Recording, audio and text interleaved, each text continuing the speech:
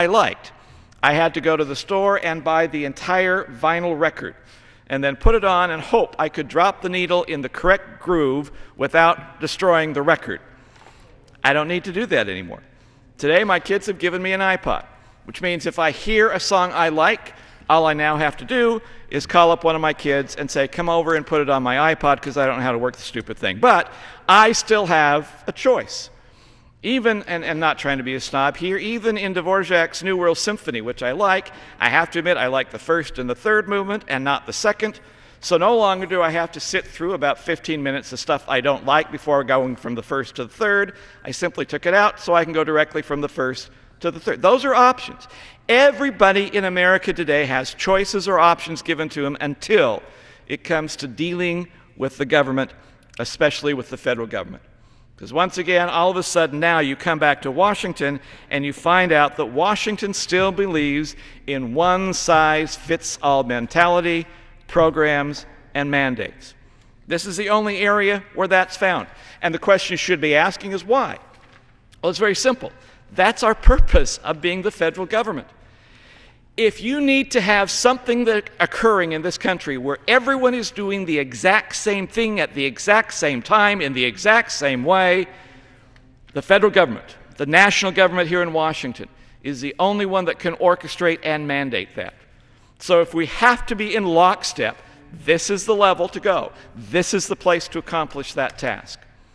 But if indeed maybe something different is needed, and creativity and options are important, it's not going to happen from Washington. Never has, and I don't think it ever will in the near future.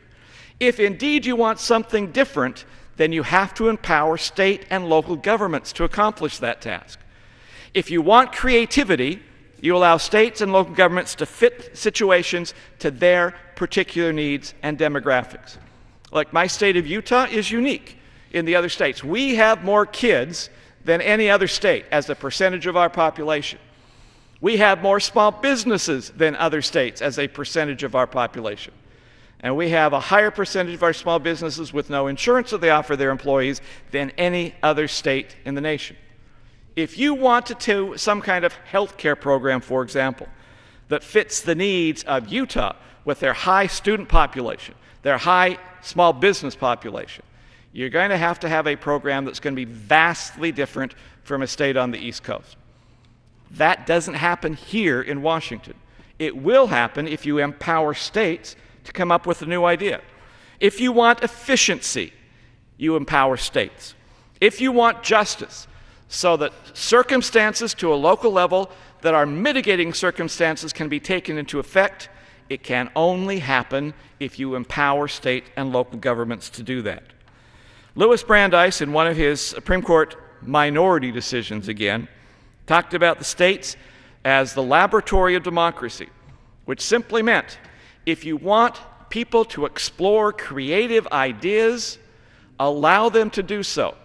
If states are the ones who are exploring those creative ideas and they do something well, it can be replicated by everyone else and maybe molded to fit the demographics of everyone else. But if a state makes a mistake and it is wrong, only that state is negatively impacted. When Washington makes a mistake, everyone is impacted negatively, and it is very difficult to try and get out of that particular situation. That's what the Founding Fathers were talking about. That idea of trying to give people choices and options can be accomplished if one truly believes in the idea of balance between a national government and states, so states are empowered to be creative, to be innovative, to come up with new ways, new approaches, and new ideas. And when we in Washington try and set mandates down to tell states how they will do things, we take away the creativity. And unfortunately, we also take away efficiency, and we take away choices and options from people. That's what federalism means. It's not an essay to write in high school. It's about how people can live their lives to make choices for themselves. It's very important. You ready? With that, I'd like to take a break here and yield some time, or as much time as he may consume as well, to another great representative from the state of Texas, who also is one of the participants with this task force. who recognizes the significance and importance of allowing people choices in their lives, and that does not come when the federal government sets its one-size-fits-all agenda on top of people. I yield to the gentleman from Texas for as much time as he may consume. Well, I thank the gentleman from Utah for yielding and for hosting this night's hour to talk about the 10th Amendment and federalism. It's probably been read into the record 11 dozen times, but I want to read a quote from James Madison into the record that sets the tone for what I want to talk about. James Madison in Federalist 45 paper said, "The powers delegated to the federal government are few and defined. Those which are to remain in the state governments are numerous and indefinite. The former will be exercised principally on external objects such as war, peace, negotiation, and foreign commerce, and the powers reserved to the several states will extend to all of the objects in which, in the ordinary course of affairs, concerns the lives, liberties, and properties of the people." Mr. Speaker, I'd argue that therein lies much of the problems that we face today as a federal government. Since 1995, this Congress and the various administrative agencies across this vast federal government have issued some 60,000 new rules and regulations, from everything from regulating the size of the holes in Swiss cheese to the colors for surgical sutures. And I would argue that the size of a hole in Swiss cheese probably should be defined by the folks in Wisconsin where they do a lot of cheese, but a federal law that delves into that detail, into the, as Madison would have referred to it, as the ordinary course of affairs that concern the lives, liberties, and properties of the people, that's a government that's overreached. Part of our problem is we send people to Congress who are at their core can-do people, solution people, folks who want to solve issues. And our focus here is on every single problem. While our Constitution, though, says that we really are limited by the powers granted in the Constitution to this government as to those problems which we ought to take up. Clearly national defense, clearly homeland security, post office roads, as is used, the phrase is used. But much of what we deal with every single day here in Congress is beyond those limited powers. And but because we are solutions-oriented kind of folks, then that's our nature, is to grab the bull by the horns and move forward with it, losing sight, of course, that the Constitution says that's not a real good sentence. I mean, a real good thing for us to be doing. Let me reemphasize that last sentence. The powers reserved to the several states, will extend to all the objects which, in the ordinary course of affairs, concern the lives, liberties, and properties of the people. Mr. Speaker, that's an awful lot of the area of lives that committees like education and workforce or labor, many of the committees up here deal in the ordinary course of affairs of the lives of people. Part of the rancor that we see across this country as related to the federal government is a sense of powerlessness by the good folks back home over issues that really ought to be dealt with back home. This rage that we're seeing is driven by an overreaching federal government. Decisions that are best made at the local level and controlled by those people are being usurped and taken care of by the 435 people here in Washington and the 100 senators on the other side. And much of that frustration at being out of control is as a result of this Congress taking over jobs that in areas that are much better left to counties and cities and states, as the Founding Fathers had intended. If we were to quit delving into their personal lives, affairs, and ordinary course affairs, much of the conflict that is out there would disappear, and would be focused on a local level where the decisions are made best as to the solution that best fits those local folks. I get asked often by mayors and county judges and city councilmen and county commissioners and school superintendents and others, what can we do to help? What can we do to address the growing size of this federal government? And one of the ways I ask them to help is to do a better job of vetting your requests to me and to your federal government for help. Make sure that whatever it is that you're asking us to do that is a good idea, that there is a nexus to the Constitution, that there is a link in the Constitution that delegates the powers to this federal government to even deal with the particular problem that you're bringing to us. I would argue that much of our overspending today is driven by good-hearted people who have lost sight of the 10th Amendment, have come up here and asked for help from this federal government, not, of course, realizing the strings that are going to be attached to the federal laws that get put in place, when the solution would much better have been dealt with at the local level. The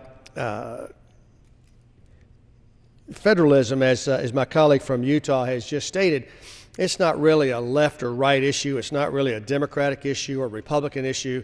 There are good things to be had by both sides. Both sides of the aisle should be able to embrace this concept so that the states do most of the heavy lifting, and the counties and the cities and local governments do the work that deals with the issues confronting their people. And so this really shouldn't be a particularly partisan effort as we move forward.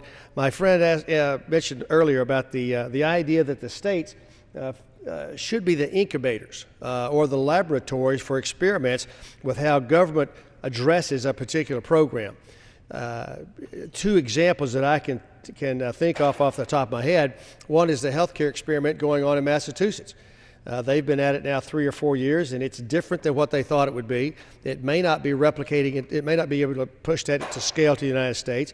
And the people of Massachusetts are struggling with how to pay for health care under the universal plan that they put in place, where everybody was mandated to have insurance. It doesn't look to me like it's working. And so why would you then want to take that policy and try to extend it across the United States? I don't think you would. An area where it has worked, and it's, I'll brag on Texas. 6 years ago, Texas put in place a tort reform program that limited the punitive damages on medical malpractice suits. So we've had a 6 or 7 year experiment involving 25 million people in Texas, and it has worked. Doctors are coming to Texas because their malpractice insurance rates are lower. The citizens of Texas are getting the care that they need. When a hospital, or if a hospital and a physician make a mistake, the economic damages and trying to put that person back to as close to what they would have been before the mistake was made, that gets done. But these punitive damages, which sometimes are, just defying logic, are no longer on the table in Texas. And so that experiment, as the president called for in his health care speech to test medical malpractice reform around the country, I would argue that we've had a 6, almost 7 year test now working with the state of Texas on medical malpractice reform, tort reform, that really works. And so in that vein, to the extent that this would be needed at the federal level to deal with the vast medical programs that we have in place, could be replicated on a much larger scale, because we've had a big enough test through the state that it makes sense. So let me finish off by saying that because they lived 230 plus years ago, we sometimes give our founding fathers short shrift as to how intelligent they really were. We think because we are the most intelligent people walking the face of the earth that we've got all the great ideas, that we don't really need to look back into history to see and understand what they had in mind. Quoting Madison again out of the Federalist Papers, the powers delegated to the federal government are few and defined. That means if you've got a plan that doesn't fit under one of those powers, then the federal government really, at the end of the day, should not pass laws that deal with that. We should have the backbone to say that's a really tough problem. It's really important to people, but it's not the federal government's responsibility to address that. You need to work within your own system back home to address that issue. That's one of the hardest things members of Congress do. We hate to tell constituents, no, that's really not something that the federal government should be dealing with, and yet that really should be the answer to many of the questions that we get, many of the requests that we get from back home, is that these aren't federal issues. Those which remain, quoting Madison again, those which remain those which are to remain in the states governments are numerous and indefinite. The former will be exercised principally on external objects such as war, peace negotiations, and foreign commerce. The powers reserved to the several states will extend to all the objects which, again, in the ordinary course of affairs, concern the lives, liberties, and properties of the people. Mr. Speaker, I would argue that all of us would learn a much better appreciation of how limited this federal government really should be if we were to go back and take a look at the Founding Fathers' comments and just periodically read the Constitution. It is a requirement on my staff, and I've introduced legislation that would encourage members of Congress and their staffs to read the Constitution once a year. We all have the little pocket versions, and we write it in the front cover. When's the last time that we read the Constitution? It's not a long tome. It's 2,500 words or so. It's not like trying to wade through War and Peace. You can sit down and read it and understand exactly what your federal government should be doing, and then everything else is left to the states. And with that, I'll yield back. I appreciate the time from my colleague from Utah. I appreciate Mr. Conway from Texas for giving us once again putting us in perspective and giving us some specific examples. One more time, if you're dealing with the difference between whether Washington comes up with a program or dealing with whether a state has the ability of coming up with a program, it's one more time where if the state does it, the efficiency of that program is far superior. Let me give you a couple of examples of what we have done this year in this Congress. We passed a bill in the House, I don't think it's gone through the Senate yet, dealing with school construction, allowing the federal government to assist states with school construction. Now, on the surface, that sounds like a nice idea. The state of Utah, though, happens to be one of the states that has an equalization program, which means already districts that don't have a need and have extra money for construction will have some of that money taken away and given to districts where there is a greater need. As I ask the sponsor of that bill, how will this federal aid affect equalization? The answer was simply they didn't know. No one had ever thought about that kind of a concept. And indeed, as the bill was developed to try and make sure that the aid went out to what we thought as Congress would be equitable, aid went out to Title I schools only, under the assumption that if you were a Title I school, you had poorer kids, therefore as a poor district, you would need more assistance. Well, the bottom line is, any aid money that would flow under our federal program to the state of Utah